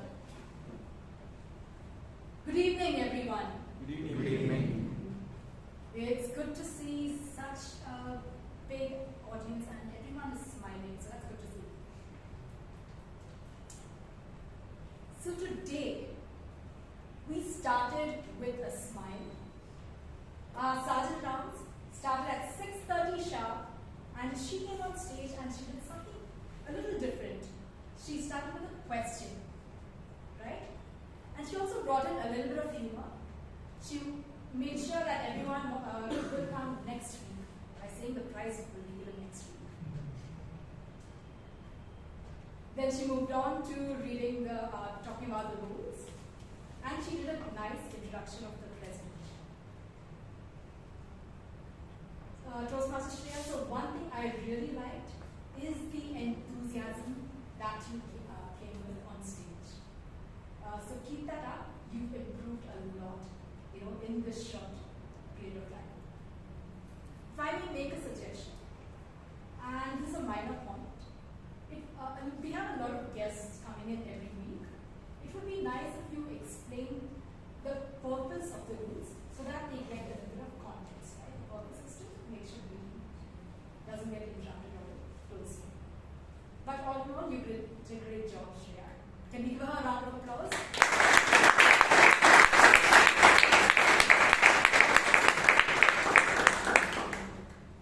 Next, we had our president come on stage. It's always good seeing him on stage because he has this calm energy that he brings with him. And today he brought that same thing with him. He came in, he opened the meeting, and then he called our secretary to read the minutes. Now, as a secretary, you did a great job today. You explained the minutes very well, and it was to the point. But there was one small addition that I noticed, which is that you explained the word of the day for last week, and that really, reiterated it to us, and we had that again in our mind. So that was great. Back to Toastmaster Joe's. This time, after the secretary read the minutes, we saw something a little different. We saw you welcoming the guests. I like how you did that because it makes the meeting, your part of the meeting, flow a little smoother.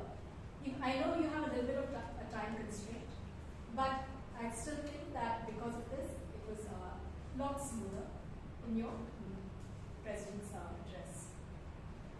You then spoke about the theme, and you gave us a really nice message by talking about Eric while mayor.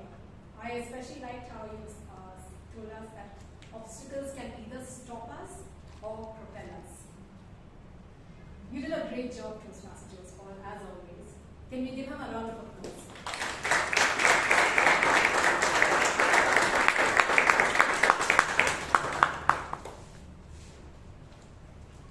Next, we have the Toastmaster of the day. But I'm actually going to talk about your role after we discuss the prepared speeches. Alright?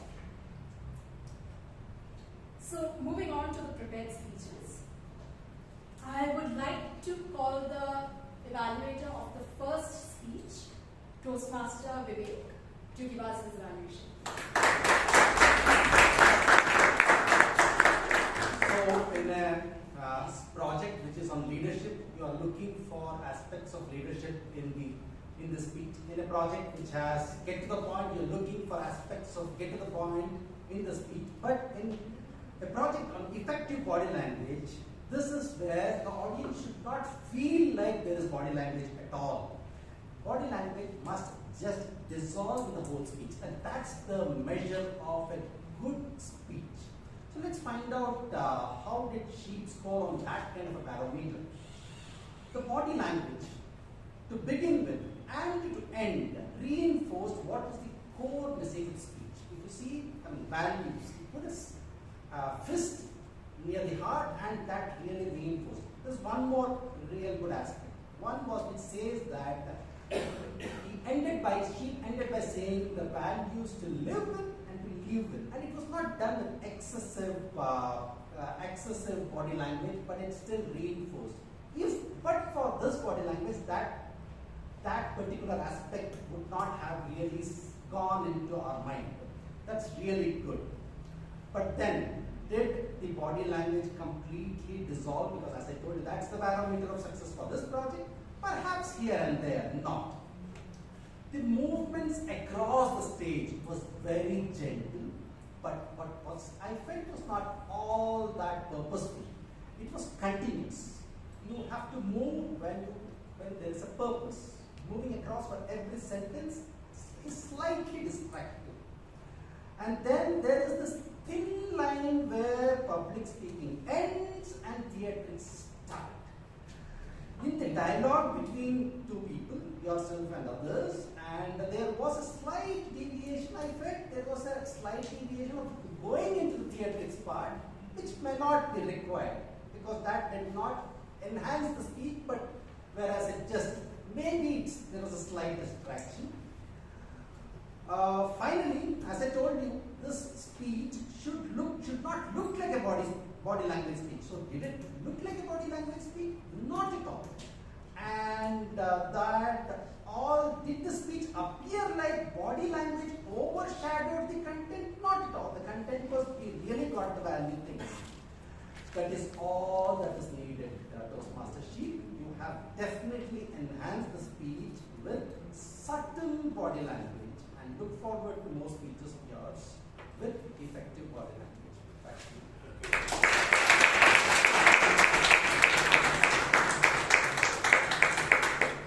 Thank you, Toastmaster Vivek, for capturing all these subtleties that go into a body language speech.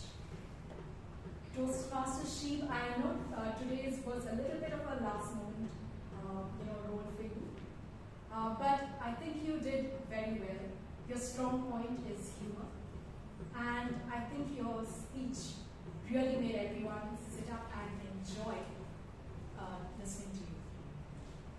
So for this, let us give the speaker and the evaluator a round of applause.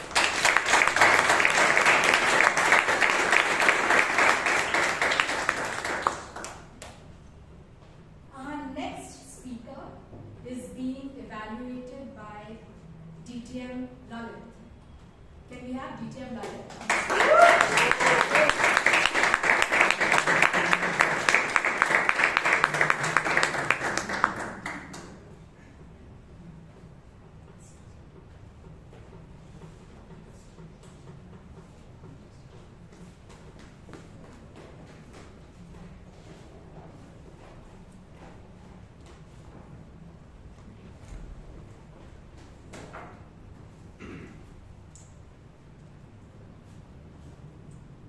The man who can tell stories rules society, said Plato.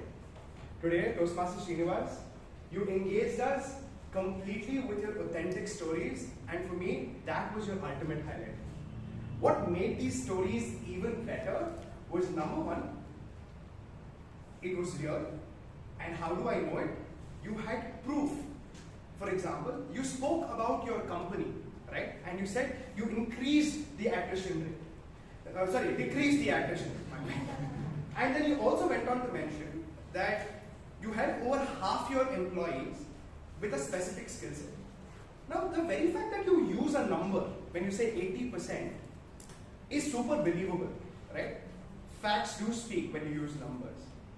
Now, Srinivas, your name in Sanskrit simply means good fortune. I know it's the name of Vishnu, but it also means good fortune. But if you want to take your speaking journey with a little more extra and make it great fortune on stage, maybe you could take my recommendations. Number one, when you're on stage here, making people laugh is the hardest thing to do, and you did that in the first half of today. However, the downer of that was you laughed along with the audience.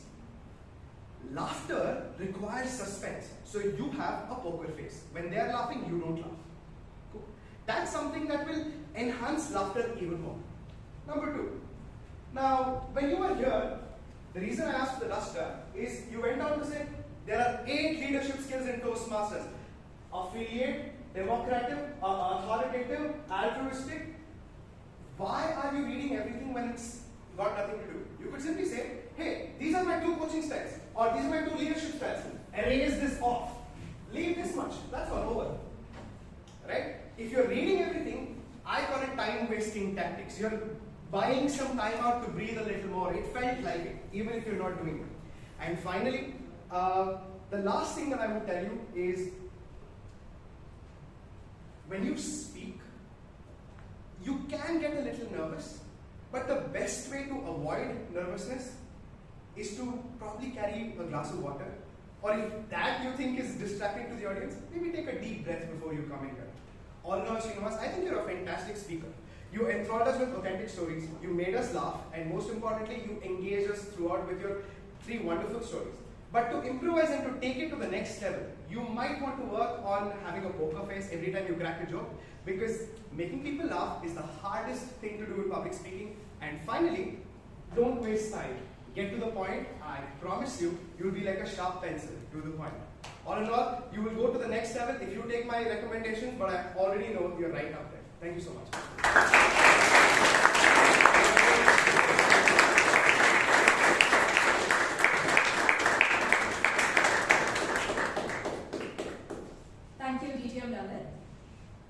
you captured everything that I had in mind. There is one thing that I would like to add to what you said. Toastmaster Srinivas, when you read out these 8 styles, I know it's not, you can't explain 8 styles, that takes up a lot of time. But for your 2 styles, if you actually define them using one sentence, it would have been a little more clear for us, right, as an audience, because we are very hazy on what these 2 leadership styles are actually. So that would have been good to see. But I think you did a great job, Srinivas. You had great examples and you gave a great speech. Can we give a round of applause to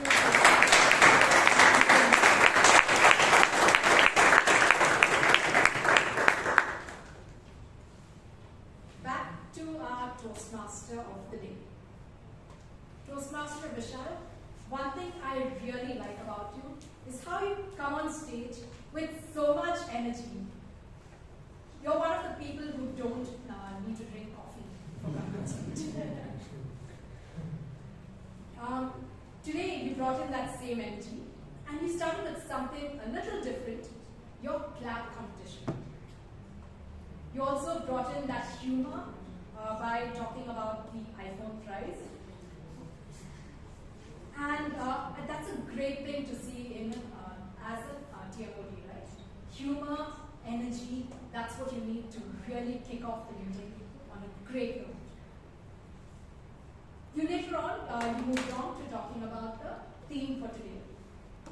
And here is where I would like to make a little bit of suggestion. I felt that the content you had when you spoke about the theme was a little sparse, right?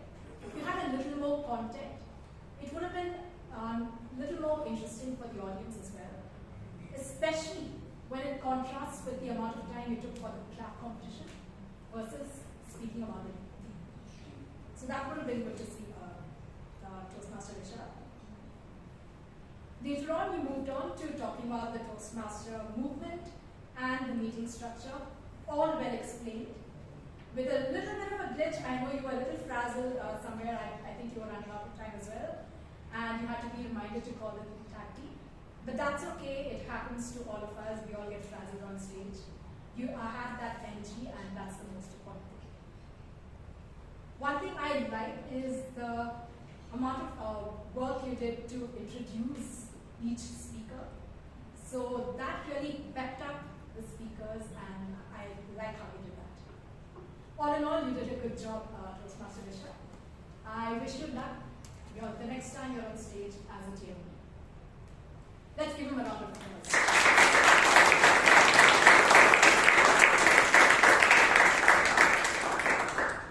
We then had a special education session by DTM Rajdeep. And this is right on time. DTM Rajdeep, you always give us such amazing insights. Some of these things are so great and practical, right? Open book, open mind, the strategies you use, silence and practice, and how to structure a table topic speech. Think in words and define, describe, illustrate. This was a great session with a lot of practical tips, Dr. Rajdeep. Let's give him a round of applause for this.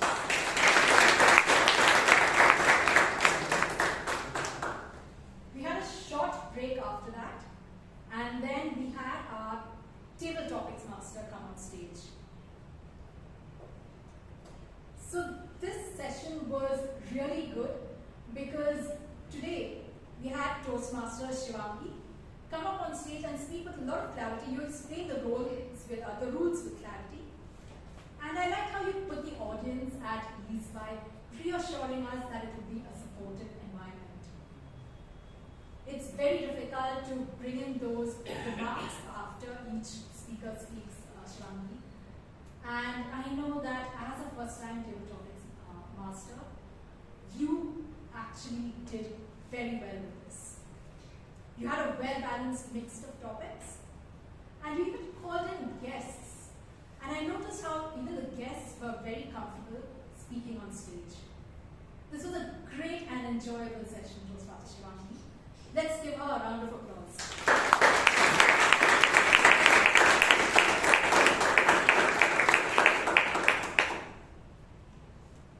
Now we come to a very strategic part of the evaluation. We have 3 people who are part of the tag team who will give their reports to us. As today's timer, we have Toastmaster Himani, who will be giving us her report now.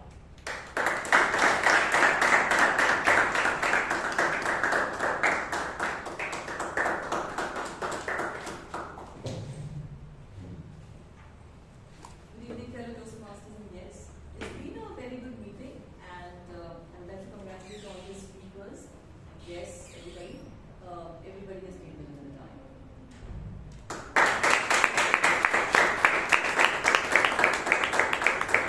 Thank you, Toastmaster Himani, for this crisp timer report. We now have our counter for today, Toastmaster Akash. Can we have you on stage?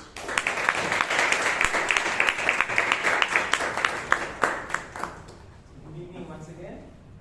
So normally we have 3 categories in the R counter here. Toastmasters who use more than 1 crutch word, Toastmasters who use more than 5 crutch words, and Toastmasters who use 0 crutch words. But today I have scrapped the second category because no Toastmasters use more than 5 crutch words. So Toastmasters who use 0 crutch words were Toastmaster Shreya, Toastmaster Sheeb, and Vijay. Toastmasters who used 1 to 5 crutch words were Toastmaster Jose, Toastmaster Srinivas, Toastmaster Anand, Toastmaster Puneeth, Toastmaster Ratan, Toastmaster Bryan, Toastmaster Subhanshu, Toastmaster Shivangi, Toastmaster Chaitra, and Toastmaster Vijay. The word "and" was used 32 times today. The word "akla" was used 25 times today, and Toastmaster Vishal allowed to use the word "species" 5-6 times. So with that, I come to the conclusion of my report. Thank you, Toastmaster Akash, for that well-structured and analytical counter report. We now have our grammarian for today, Toastmaster Bhatt, who will give us his report.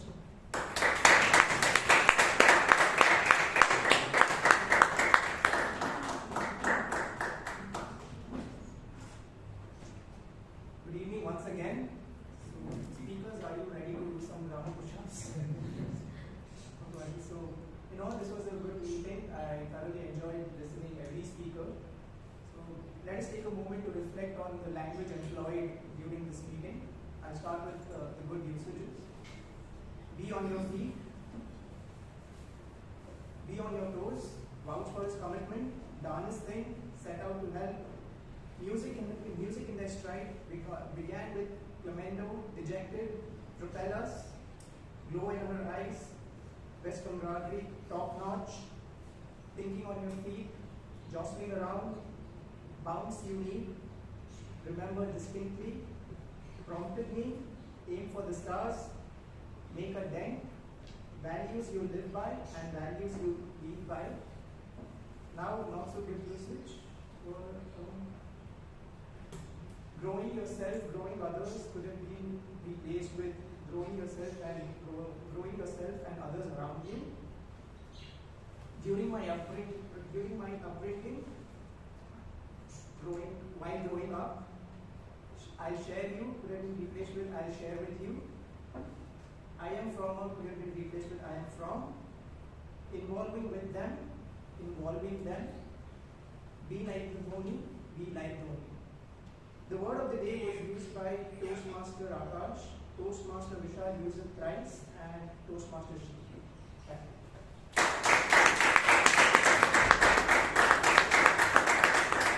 Toastmaster Bhatt, for this lovely counter report. We now come to the end of the general evaluation session. Today we had a great meeting. It was good seeing so many people turn up, even though we have a festival going on. And we had a lot of things in today's meeting, right? An education session, lovely speeches,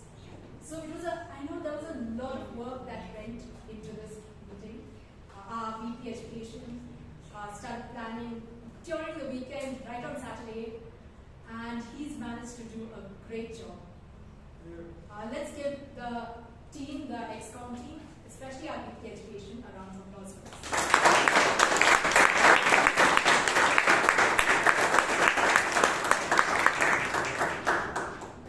Thank you everyone. I enjoyed today's meeting. Over to our Toastmaster.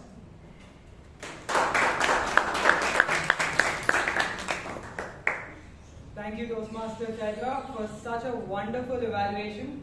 You have truly regenerated my confidence.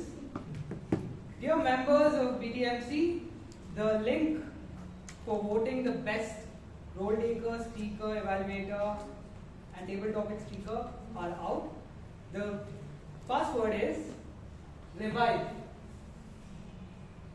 The spelling is right there. While you vote, let me just say everyone did a wonderful job, but I just have one bone to pick with the table topic master. You put all the table topic speakers at ease by saying no one's going to judge you. Please tell it to us as well. We'll appreciate it. I thank the VP Education for giving me this role, and until I see you guys next time as TMOD, Vishal's out. Over to you, President.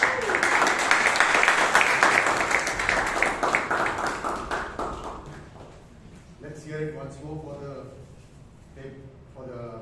Toastmaster of the day, as well as all the other role takers, including the general evaluator. Let's hear it.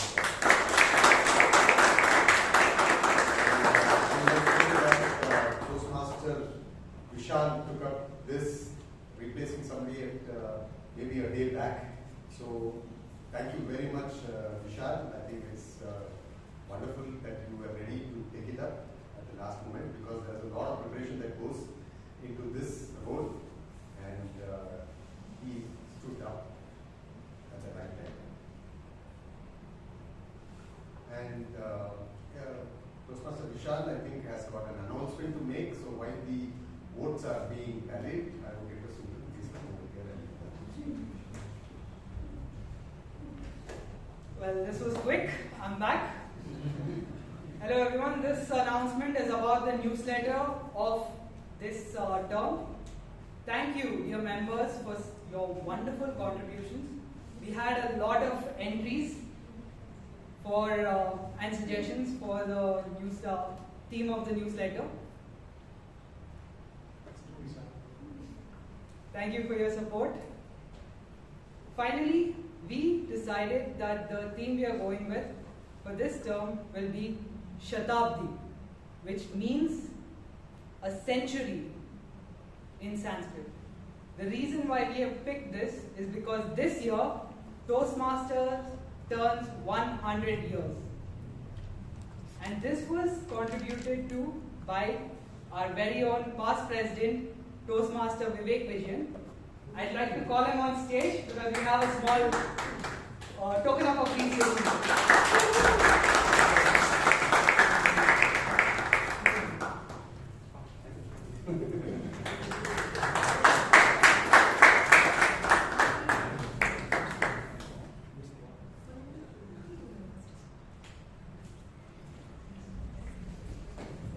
Thank you everyone for your support, and looking forward to having the same support in the future. Over to you, Mr. Bhatt. Mr. Vishal. And another announcement after that, because after this we need articles now for the newsletter. So I will request all the members to continue with their support and give good articles for the newsletter. And another announcement is that we have the evaluation and the table topics contest coming up on 20th. So please, members, give your names and please take part in the competition. It will be a wonderful experience, and I'm sure especially the new members will really have a great experience taking part in the contest.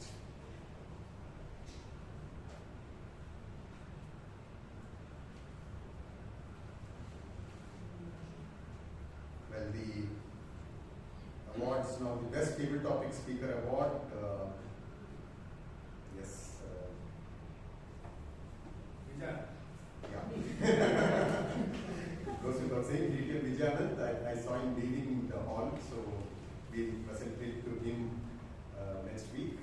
But let's hear it for him.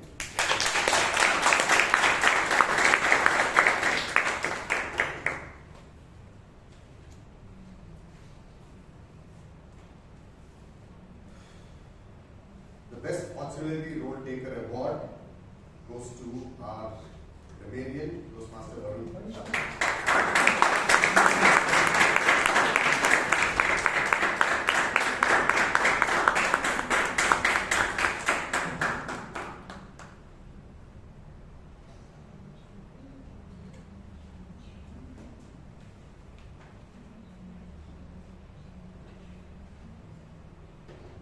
The Best Role Taker Award, I think he's been brimming with energy the whole meeting, and here's it for the Toastmaster of the day, Kumar.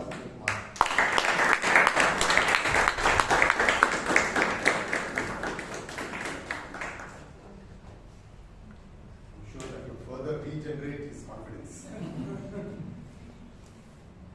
The Best Evaluator Award, I think we had two of the finest evaluators in our club, and it's very hard. It was, I think, a great learning experience for all of us who witnessed the evaluations that year.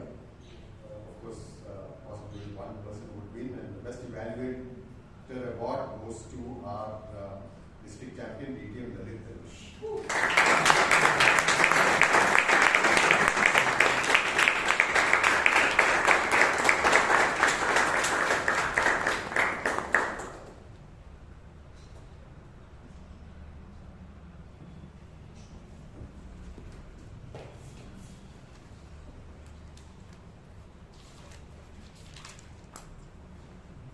Best Speaker Award. Now, I must say that this Toastmaster is amazing because he has a lot of work to do. The entire meeting revolves around him. And here at the last moment yesterday night, a speaker backed out, and he tried contacting so many other Toastmasters to fill in that place. He couldn't, and finally the show must go on, and he volunteered, and he is here today and gave a fabulous speech, entertained us with the stories of his grandmother. Toastmaster Sheeb Kumar, the best.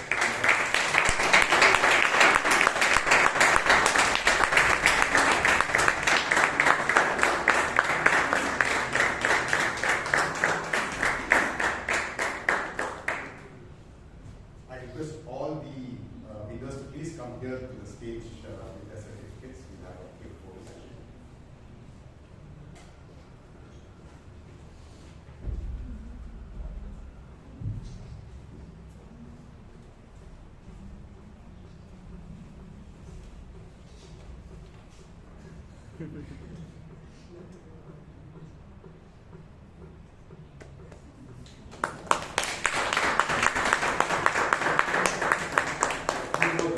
Before I adjourn the meeting, it's due for the membership renewal. So members, we have to renew our membership, and that's open. So please help our treasurer do the renewals at the earliest. That's one. And secondly, we have snacks as promised from September. So I request the guests to first take the snacks and move out. We have our VP membership, Bryan, who would give you an introduction session on Toastmasters, how to enroll into Toastmasters. So with that, I adjourn meeting number 1445. Wish you all a happy weekend, great, happy Ganesh